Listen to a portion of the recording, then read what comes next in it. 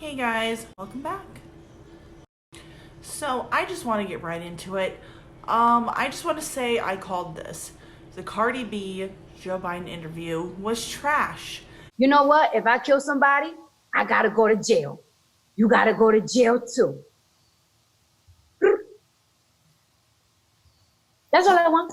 Candace Owens went on Ben Shapiro's show or podcast, whatever it is, and explained why it was trash. Joe Biden, who has been hiding in his basement, for the entire year, made an appearance and came out because he was going to do an interview with Cardi B. Do we have nothing better to offer? And it's because you're pandering, right? You're pandering. You look at Cardi B's Instagram, you see she has millions of followers, and you think, okay, this is an illiterate person, and if I appeal to this illiterate person, and she does like she literally did in the middle of this interview, and they think she's cool, she's hip just by sitting here and taking this interview. Black people will vote for me. It's basically saying, black people, you are stupid, you are dumb, and you're so foolish. I mean, do you think? What if she just said in the middle of the interview, Joe Biden, can you name one Cardi B album?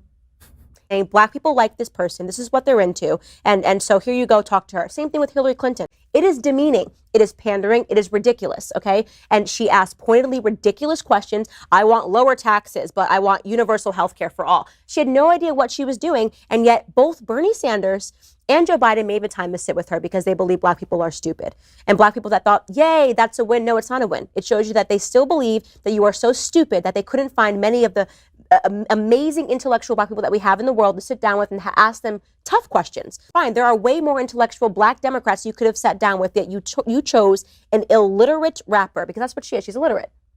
Well, she let the world know just how illiterate Cardi B is and how much of a puppet Cardi B is. And clearly Cardi B didn't sit right with that, because she made like 6, 7, 8, something like that posts on Instagram alone about Candace Owens. They had a whole Twitter feud. It was nuts.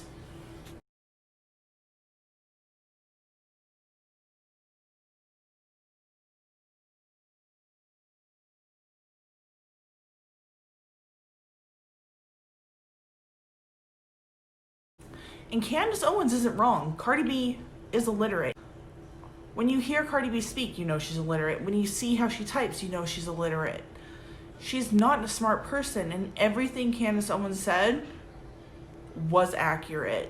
Tweet, why did you tell that lie? Because you're a fraud. So I'm calling you out on being a political fraud. You pretend you want to help, you don't. You don't. You don't know why you're a Democrat. You have no idea why you hate Republicans. You have no idea why you're on the side of the party that enslaved black people, that segregated black people, and standing behind a man that supported segregation. Joe Biden supported segregation. You know why it says second, Cardi, and not first? Because we were enslaved by Democrats, not Republicans. Okay? We were enslaved by Democrats, not Republicans. So I'm going to sign you a copy, get in touch with my agent, and get in touch with your agent. I'm going to send it to your house. Okay?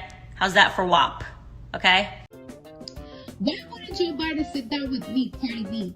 I have millions of followers, and I pay millions in taxes. I have the #1 song in this country. I got the #1 song in the United Kingdom. I have the #1 song in Australia. I got the #1 song in New Zealand. I'm heard all around the world. So just like I can make people pop their and have a good time, I could also encourage millions of followers to go vote. Something disappointing that happened was Bryson Creates, that's his name on Instagram. He was featured at the RNC, but he said something that truly grossed me out. Like Trump supporters are homophobic. A little education for you, Cardi B. Donald J. Trump is the first president that's ever gone into office in support of gay marriage. So, you know, those 8 years that your presidential candidate Joe Biden spent as the vice president with Obama, they didn't support gay marriage going into office. Obama changed his tune on gay marriage in his second term. So it was during Candace Owens' live stream. He went on there and said, I wish Trump was more homophobic. I really have no words for that. I was really disappointed. As someone who's in a minority group, would want Trump to be hateful towards another minority group of people. That is just really ignorant to say, and I can't believe he so boldly said it. Obviously, this isn't super important because it's just really talking heads. But I still feel like it shows more growth needs to be done within the Republican Party, because that's not right. No one should be discriminated against or hated just because of who they love, who they happen to be attracted to. I don't like that. Then there's the Trump tapes. I don't see how anyone can possibly spin anything that Trump said to be something bad. This is 5% versus 1% and less than 1%. So this is deadly stuff. Well, I think, Bob, really, to be honest with you, sure, I want you to. I wanted to always play it down. I still like playing it down. Yes, because I don't want to create a panic. It lines up with the things that he was saying in real time. And I personally wouldn't want a leader who's going to freak us out. We all remember what happened with the toilet paper.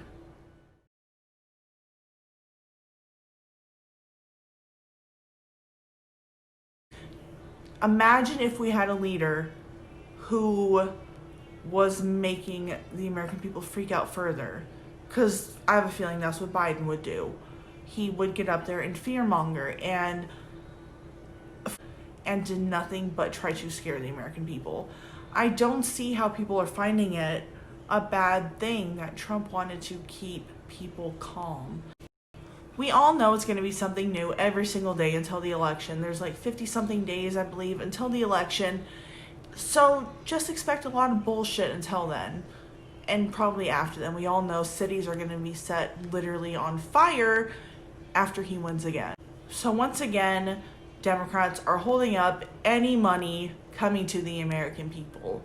I love how they were able to jump into action and pass a bill for the Postal Service. Bill falling short in the Senate after every single Democrat voted against the Republican plan.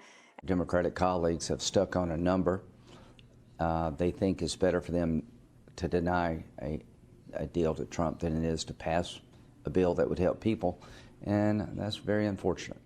When you really look at what politicians do and don't do on a very objective level, you see through what the media says. Of course, this week and a little bit of last week were full of more Biden gaffes. The man doesn't know where he's at or what he's doing. We all know this, but the Democrats are still continuing to act like he even knows what year it is. Here we go. The sticker shock's not a $4 trillion, whatever the number was, in increased tax. Angel dust is going to be sprayed around. Social Security and eliminate Obamacare in the middle of a pandemic.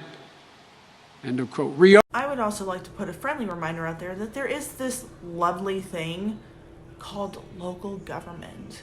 There's governors, there's mayors. The amount of people who put all blame on Trump all the time, I don't think they were taught that there was individual branches of government. Like, I really don't think that these people know what's going on. If you don't know what's going on, shut up. If you don't know what's going on, don't vote. If you know what's going on to some degree and feel passionate in what you feel, please vote. More people need to vote. So many lives were taken, lives were compromised while trying to get the right to vote. Please don't waste that. Remember, vote this election. Vote on all the issues. Make sure you know what you're voting for. Please research. Please inform yourselves. Please look at both sides. Make your own evaluation of the facts. Please, please think for yourselves. There's nothing more important than people thinking for themselves. Things will actually get done when people start to do that more. Please don't let the media, don't let your friends, don't let your family tell you how to think. Let me know in the comment section below what topics you would like me to cover next, what things you prefer me to talk about, whether you like hearing more of the facts, whether you like me throwing my opinion a little, let me know.